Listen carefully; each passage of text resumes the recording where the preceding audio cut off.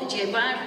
a rango de ley, que ahora afortunadamente tenemos ese reconocimiento, no solamente de los pueblos indígenas, sino de distintas comunidades de distinto origen nacional, también de la que somos parte y que han enriquecido y que han construido esta gran ciudad. Por eso la ley de interculturalidad, que creemos que es un buen instrumento para la defensa y el reconocimiento de esa gran riqueza, que no solamente sea la visibilización, sino la posibilidad de ejercer, del ejercicio pleno de derechos, en donde no una cultura se imponga sobre otra, sino que haya ese intercambio y ese reconocimiento de cómo nos enriquece la otredad. Por eso, para nosotros, el que ahora, identificando que gran parte de la población indígena está en las grandes ciudades, de que no solamente con como se ha venido identificando los problemas, la discriminación que sufren los pueblos, que se padece cotidianamente, nuestros pueblos originarios, nuestros pueblos indígenas en las zonas rurales, o cómo se mide también esta discriminación de si tienen pisos de tierra o si no tienen agua entubada cerca o dentro de sus hogares, sino que también, como en las grandes ciudades, son también otras formas de discriminación, son otras formas de exclusión las que también se padecen. Por eso, y en el interés de hacer este recuento de lo que hemos hecho, pero también sobre todo de intercambiar estas agendas pendientes, que son muchas, también en este sentido comprometerse para empujar desde el espacio que sea, desde donde estemos todos y cada uno de los que vamos a participar en estas reflexiones, pues podamos estar apuntando y estar empujando el reconocimiento pleno de los derechos de los pueblos a partir de estos grandes avances que efectivamente ya nos comentaban nuestros compañeros. Se tienen, por ejemplo, el reconocimiento de el derecho a la titularidad de los pueblos sobre el ejercicio de su autodeterminación. Sobre esa base es que estamos planteándonos en este encuentro esta discusión. Y por eso para nosotros es muy importante el que nos acompañen aquí, como ustedes han escuchado, pues esta diversidad de especialistas, de compañeros, de dirigentes que tienen estas distintas experiencias y esta visión. En el caso del gobierno de la ciudad, en particular de la CEDEREC, yo quiero mencionar solamente 3 ejemplos de cómo hemos tratado de impulsar y reivindicar ese derecho en 3. Uno, por ejemplo, nos parece que nos da mucho gusto que nos acompañen aquí, el derecho a la salud. El derecho a la salud ahora podemos afirmar que estamos iniciando a pasos agigantados en este ejercicio pleno de derechos. Y decíamos, no puede garantizarse el ejercicio de los derechos a la salud en el caso de los pueblos indígenas, pueblos originarios, si no se reconoce el derecho al ejercicio de la medicina tradicional y la herbolaria. El que haya ahora en la Secretaría de Salud un programa de medicina integrativa que reconozca precisamente esta diversidad de medicinas que hay, y que la gente tenga la oportunidad y la posibilidad y el derecho de decidir a cuál es en la que se identifica, nos parece que es un buen inicio. Falta mucho por hacer, pero se ha estado avanzando en ese sentido.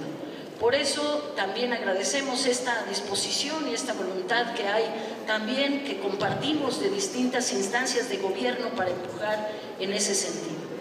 El tema de acceso a la justicia también nos parece que pone el acento en uno de los principales problemas que han sido señalados como grandes factores de exclusión.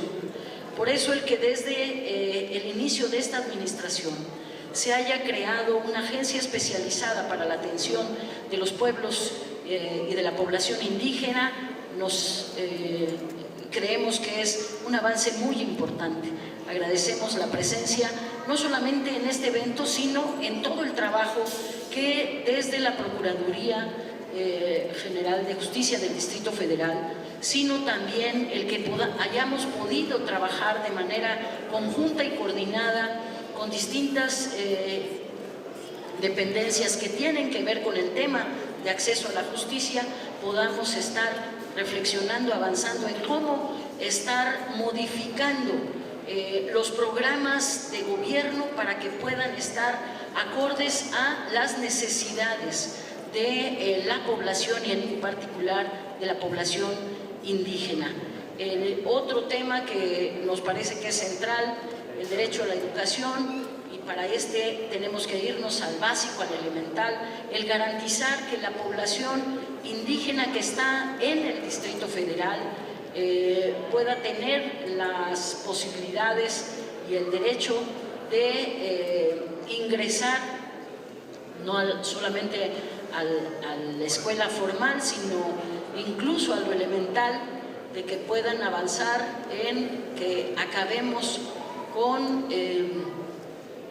un gran número de población que es analfabeta, y de esta, como saben, una gran parte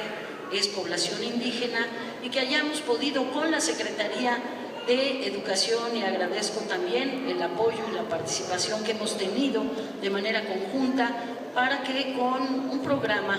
que ha sido muy exitoso, sobre todo en América Latina, que tiene su origen en el pueblo cubano, y cómo pudieron combatir el analfabetismo como de las principales tareas que producto de la revolución se plantearon, y cómo se ha extendido este programa, el programa Yo Sí Puedo, para acabar con ese flagelo que todavía desgraciadamente vivimos a nivel internacional. Hayamos podido iniciar también este programa muy exitoso en coordinación con la Secretaría de Educación para este programa Yo Sí Puedo en este sentido. Por eso yo solamente quiero mencionar estos tres. Sabemos que falta mucho, que tenemos una gran deuda con nuestros pueblos, y que tiene que verse reflejado, por ejemplo, en la construcción de la Ley de Derechos de los Pueblos Originarios e Indígenas en el Distrito Federal. Ha habido todo un proceso desde hace ya un buen tiempo, varios años incluso, con distintas iniciativas, pero aquí una cosa que es muy importante destacar es que se ha puesto el acento, y por eso no queremos acelerar simplemente por decir que ya tenemos una ley, sino lo que hemos puesto en el centro es que realmente sea el producto de la consulta y la participación de los propios pueblos en la elaboración, en el diseño, en la participación de esta ley que realmente los represente. Por eso este es un proceso que está en camino, que esperemos que se concrete pronto, pero decíamos, lo que más interesa es que sea precisamente el resultado de esta consulta y participación de los pueblos, y que sea la garantía del ejercicio pleno de sus derechos. Es por eso que en este espacio, pues sí nos interesa mucho poner el acento en las condiciones concretas que viven los pueblos que están en las grandes ciudades como la del Distrito Federal. Vamos a tener oportunidad de conocer el análisis también que hay sobre esta realidad concreta, de algunos estudios que se han hecho, y para, sobre todo, poder estar construyendo entre todos estas agendas que nos comprometen más allá de la cuestión estrictamente coyuntural y administrativa. Por eso solamente me queda agradecer a todos la participación en todos este tiempo que hemos estado también trabajando en esta responsabilidad. Y a nombre del Gobierno del Distrito Federal me voy a permitir, les pedimos que se pongan de pie,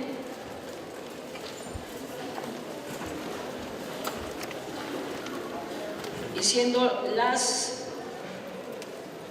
10:45, pues declaramos a nombre del Gobierno del Distrito Federal, declaramos formalmente inaugurados los trabajos de este foro, los pueblos originarios, los pueblos indígenas en las grandes ciudades, y esperemos y estamos seguros que sea para bien de todos y sobre todo para bien de los pueblos. Muchas gracias.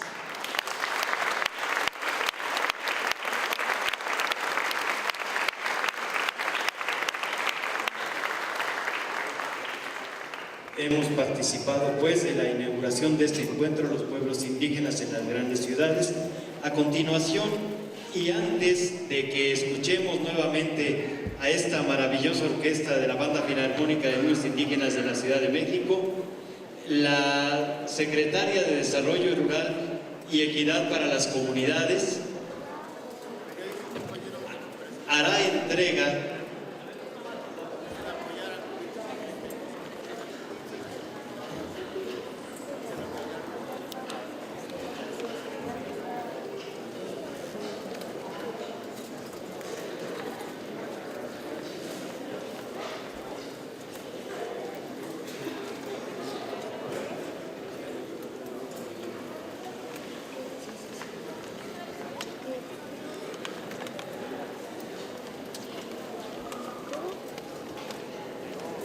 A continuación, la doctora María Rosa Márquez hará entrega de un trombón para la Banda Filarmónica de Niños Indígenas de la Ciudad de México.